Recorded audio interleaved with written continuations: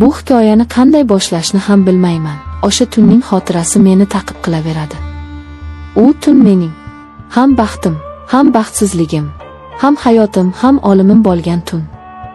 Hammasi opamning to'yida boshlangan edi. Hovlimiz odam bilan liq to'la. Qudalar, qarindoshlar, qoni qo'shnilar har kim ozcha shod, ozcha xurram.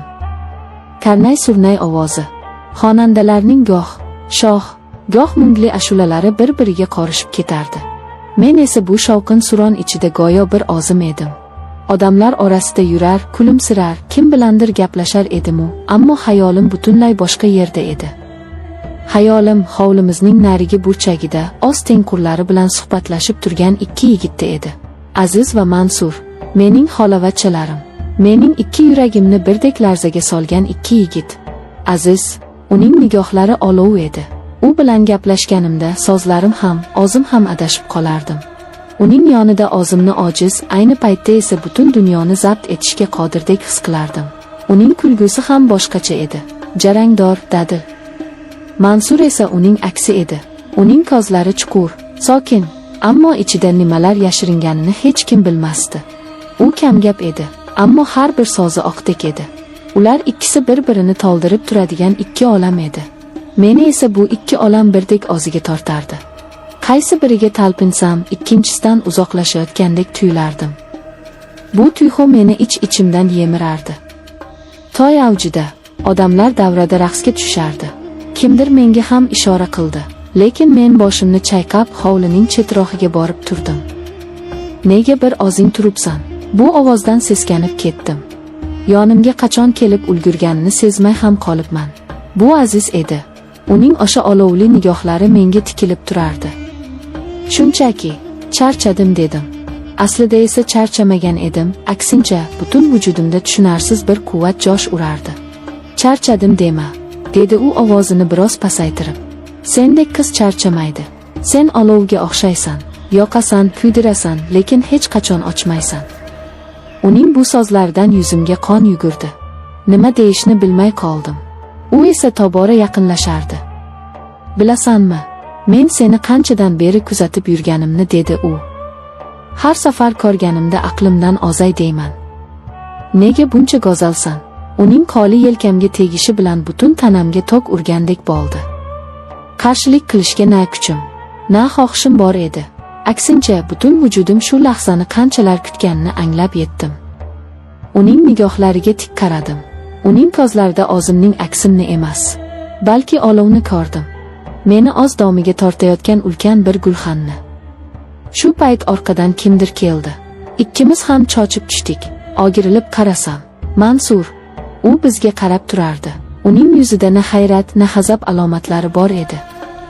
Bir muddat uchalamiz ham jim qoldik. Faqat uzoqdan kelayotgan musiqa ovozigina bu holatni buzib turardi. Men nima bo'lishini kutib dahshatga tushdim.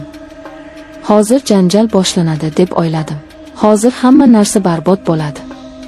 Ammo kutganimdek bo'lmadi. Endi men ikki olov orasida qolgandek edim. Men ketishim kerak, dedim ovozim qaltirab.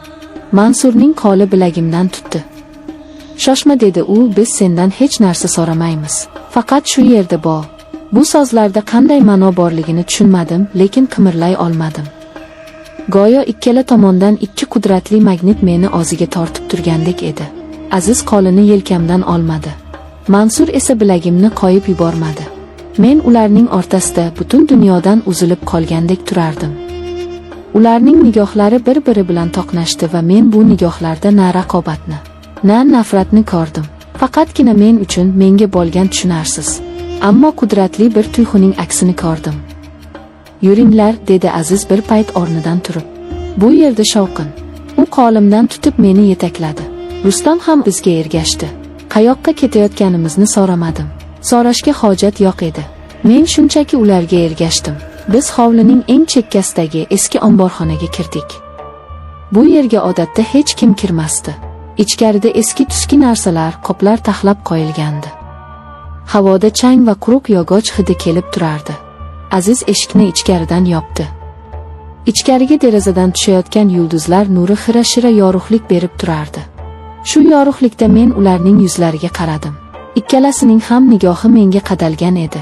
Bu nigohlarda iltijo, ehtiros, mehr va yana allanimalar bor edi. Men nima bo'lishini bilar edim va men bunga tayyor edim. Yo'q, men bunga tayyor emas. Men buni xohlayotgan edim. Butun vujudim bilan, butun borlig'im bilan shu lahzani istayotgan edim. Bu tunning qolgan qismi tush kabi o'tdi. Tushunarsiz, chalkash, ammo aql bovar qilmas darajada hayajonli va shirin bir tush.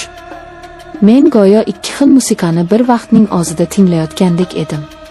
Azizning otashin ehtirosi, uning shiddatli harakatlari meni yoqib kuydirsa, Mansurning muloyim shivirlashlari, ehtiyotkor teginishlari ruhimga malham bo'lardi. Bu ikki tuyg'u bir-biriga qorishib, meni butunlay o'ziga asir qildi. Men kimning quchog'ida ekanimni farqlay olmay qoldim. Ular go'yo bir butunga aylangandek. Men esa shu butunning markazida edim. Men nafaqat jismonan, balki ruhan ham ularga taslim bo'lgandim. Bu gunoh ekanini, bu aqldan ozish ekanini bilar edim, ammo o'sha lahzada bu dunyodagi eng yoqimli holatdek tuyulardi. Men o'zimni hech qachon bunchalik tirik, bunchalik kerakli his qilmagan edim. Har bir hujayram bilan yashayotganimni his qilardim. Bu lahza abadiy davom etishini xohlardim. Faqat biz uchalamiz va bizni o'rab turgan bu sehrli tun. Qancha vaqt o'tganini bilmayman. Balki 1 soat, balki 2 soat. Birdan omborxona eshigi ochildi. Biz uchalamiz ham tosh qotdik. Eshik tirqishidan tushayotgan yorug'likda bir sharpa ko'rindi. Bu onam edi. Qo'lida patnis. Patnisda bizga atalgan choy va shirinliklar. U bizni chaqirib topolmagach, shu yerga kirgan bo'lsa kerak. U bir lahza bizga qarab qoldi. Uning ko'zlari avvaliga hech narsani tushunmadi. Keyin esa uning ko'zlarida avval hayrat, keyin ishonchsizlik, so'ngra esa men hech qachon, hech kimning nigohida ko'rmagan dahshat ifodasini ko'rdim. Onamning yuzi oqarib ketdi. Lablari pirpirab nimadir demoqchi bo'ldi, ammo ovozi chiqmadi. Faqat xirillagan bir tovush eshitildi. Qo'lidagi patnis yerga tushdi. Piyolalar sinib, choy hamma yoqqa sachradi. Bu ovoz o'sha tunning sehrini parchalab yubordi. Bizni hushyorlikka qaytardi. Biz qanday dahshatli ish qilib qo'yganimizni endi anglab yetgandik. Ammo eng dahshatlisi hali oldinda edi. Onam bizga qaraganicha bir qadam orqaga tisarilmoqchi bo'ldi, ammo oyoqlari o'ziga bo'ysunmadi. Uning ko'zlari katta-katta ochilib, bir nuqtaga tikilib qoldi. U qo'llari bilan ko'ksini ushladi. Yuzi ko'kara boshladi. U og'zini ochib nafas olmoqchi bo'ldi. Lekin havo yetishmayotgandek boqilardi. Va keyin u sekin asta, jonsiz bir qo'hirchoqdek orqaga quladi. Uning boshi yerga gurs etib urildi. Men qotib qolgandim. Nima bo'layotganini idrok eta olmasdim. Aziz birinchi bo'lib o'ziga keldi. "Xolajon!" deya baqirib yubordi va onamning yoniga otildi. Mansur ham yugurdi. Men esa joyimdan qimirlay olmadim. Go'yo tanam muzlab, oyoqlarim yerga yopishib qolgandek edi. Faqat onamning yerda harakatsiz yotgan tanasiga, uning ochiq qolgan va dahshat ifodasi qotib qolgan ko'zlariga tikilib turardim. Hovlidagi musiqa hamon yangrardi. Odamlar hamon o'ynab kulardi. Bir necha daqiqa oldingi baxt, ehtiros, shirin hayajonlar o'rnini sovuq bir dahshat egalladi. Men o'sha tun nafaqat o'z nomusimni, balki undan ham azizroq narsani, onamni boshiga yetgandim.